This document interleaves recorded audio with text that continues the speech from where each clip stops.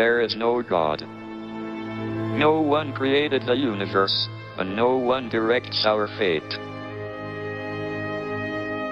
This leads me to a profound realization. There is probably no heaven, and no afterlife either.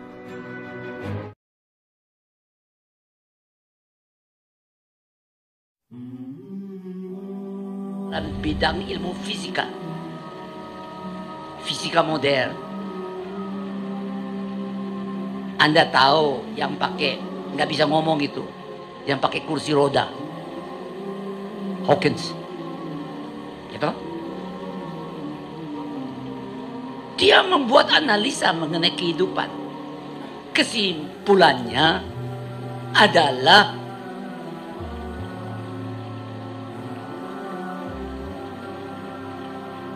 tidak ada tempat lagi untuk Tuhan. Kurang ajar enggak? Arogan.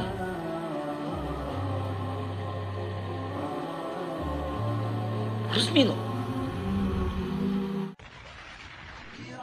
Bismillahirrahmanirrahim. Apa kabar Kofizen semuanya? Semoga kita selalu dalam lindungan Allah Subhanahu wa taala. Kofizen semuanya, kematian yang tragis itu bukanlah kematian yang sangat dramatis seperti orang yang terkena bencana, terkena sebuah musibah yang sangat besar, tertabrak mobil, ketiban bata dan lain sebagainya. Bukan seperti itu yang namanya kematian tragis, tetapi mati dalam keadaan tidak mengenal Tuhan atau mati dalam keadaan mengingkari Tuhan. Itu adalah kematian paling tragis yang pernah dialami oleh manusia. Sebagai contoh yang akan kita perlihatkan pada kali ini adalah kematian dari Stephen Hawking, orang yang digadang-gadang sebagai manusia paling jenius abad ini. Kofizen semuanya, Stephen Hawking itu adalah orang yang menggunakan seluruh akal dan otak serta pikirannya untuk meneliti ciptaan Tuhan, tetapi pada akhirnya dia justru malah ingkar kepada Tuhan dan mengingkari keberadaan Tuhan, serta dia berusaha menginginkan bahwa Tuhan itu tidak ikut campur dalam urusan dunia, termasuk penciptaan langit dan bumi dan dunia yang kita tinggali saat ini. Kofizen semuanya, semua itu sebetulnya tidak 100% disebabkan karena akal dia yang konslet dari awal, disebabkan dia cacat. Tidak. Manusia cacat itu takdir dari Tuhan. Penyakit juga takdir dari Tuhan. Faktor genetik dan lain sebagainya. Itu semuanya adalah hal-hal yang memang sudah Tuhan tetapkan bagi manusia. Tetapi biasanya kekufuran manusia kepada Tuhan itu disebabkan oleh beberapa hal. Salah satunya adalah salah mengenali agama.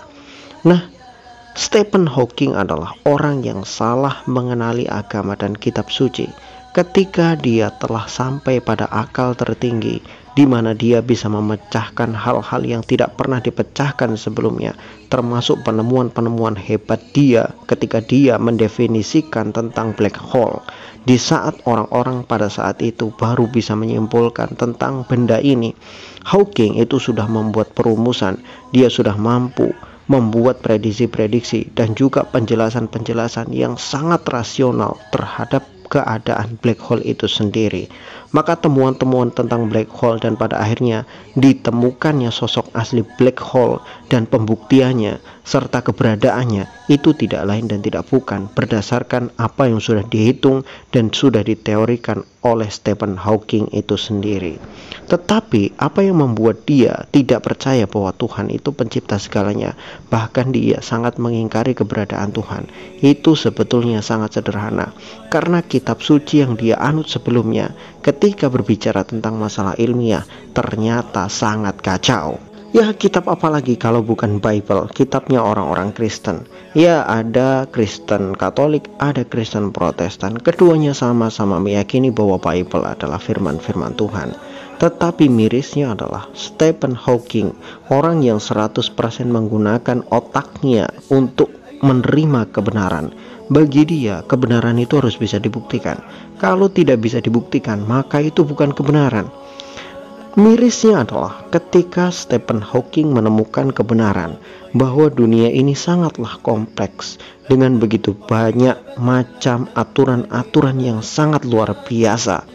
Dari aturan fisika, aturan gravitasi, dan aturan-aturan yang begitu rumit dalam hitungan maupun prakteknya. Tidak mungkin semuanya itu, hal-hal yang seperti itu, tidak bisa dijelaskan oleh Tuhan yang menciptakan alam semesta. Kalau Tuhan itu menciptakan alam semesta, maka tentu penjelasan Tuhan harus masuk akal dan harus bisa dijelaskan secara ilmiah. Tapi kalau Tuhan itu tidak bisa berbicara ilmiah, tidak bisa menjelaskan bagaimana dia menciptakan makhluknya, padahal katanya dia yang menciptakan makhluk, maka mungkinkah dia adalah Tuhan yang sebenarnya? Nah, Hawking melihat kitab sucinya terdahulu Bible seperti itu, di mana keberadaan langit itu digambarkan di dalam Bible hanya seperti sebuah kurungan, seperti sebuah kubah yang transparan. Kemudian bumi itu seperti sesuatu yang datar, bahkan parahnya lagi disebut sebagai circle. Circle itu piringan. Jadi bumi itu seperti piringan yang kemudian ditutup dengan kubah yang transparan. Dan itu sangat bertentangan dengan apa yang ditemukan oleh para ilmuwan, termasuk apa yang ditemukan oleh Hawking. Karena langit tidak sederhana itu. Langit itu sangat luas, diisi dengan miliaran bahkan triliunan galaksi-galaksi dan bintang-bintang.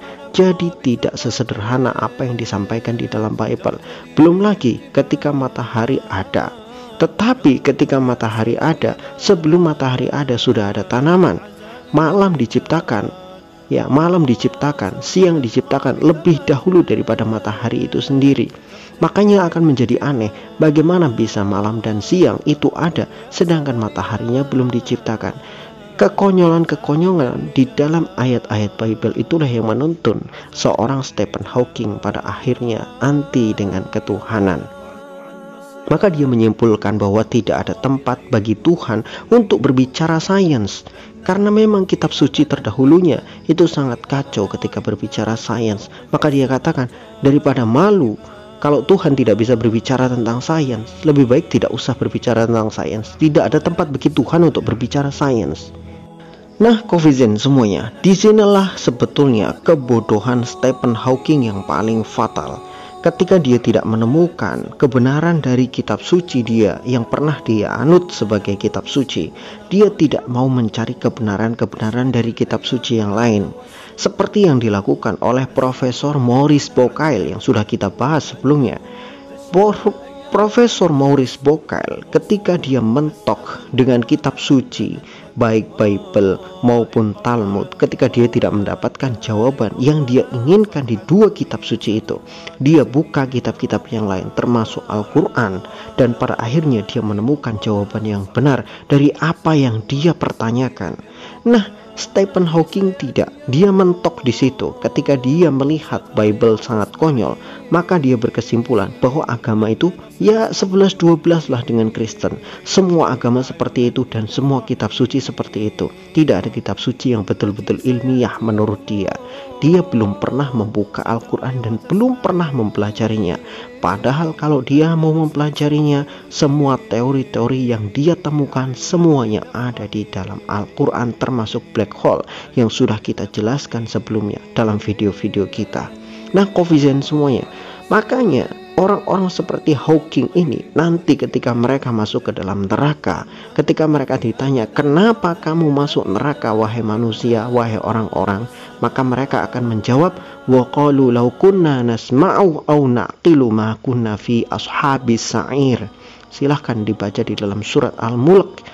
Itulah obrolan ketika orang-orang di neraka ditanya, kenapa kamu masuk neraka? Mereka mengatakan, kalau seandainya dulu di dunia kami mendengarkan Al-Quran atau kami menggunakan akal kami untuk merenungkan kebenaran yang ada di dalam Al-Quran, tentu kami gak akan pernah menjadi penghuni neraka sa'ir. Ini jawaban mereka. Jadi sebetulnya orang-orang seperti Stephen Hawking, dia sudah menemukan loh kebenaran tentang Al-Quran, black hole itu. Dia yang menemukannya, dia yang membuat apa yang ada di dalam Al-Quran yang sudah dijelaskan di dalam Al-Quran terbukti secara benar, terbukti secara empiris. Kita akui jasa dia menemukan black hole itu.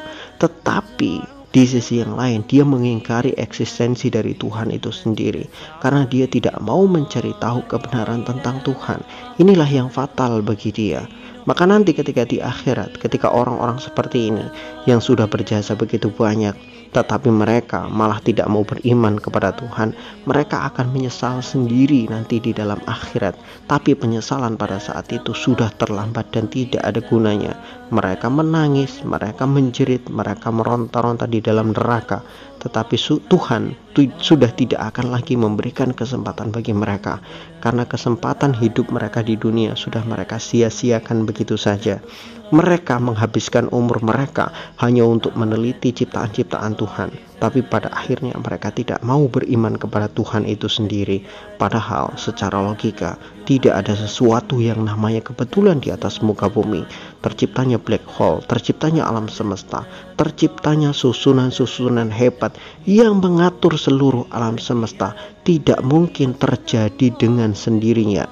Kita kalau ngomongin sesuatu bisa tercipta dengan sendirinya, kita letakkan besi aja di tengah padang rumput, di tengah gurun, atau di tengah hutan. Kemudian 10 tahun kita tilii lagi, kita lihat lagi, besi itu mungkin sudah jadi motor atau jadi mobil, kalau memang segala sesuatu bisa membentuk dirinya seperti itu. Tapi kan kenyataannya tidak. Kalau kita mengingkari seperti itu terjadi, maka bagaimana mungkin alam semesta yang begitu rumit pengaturannya tercipta hanya dengan sebuah kata kebetulan? Itu mustahil. Wallahu a'lam bishawab.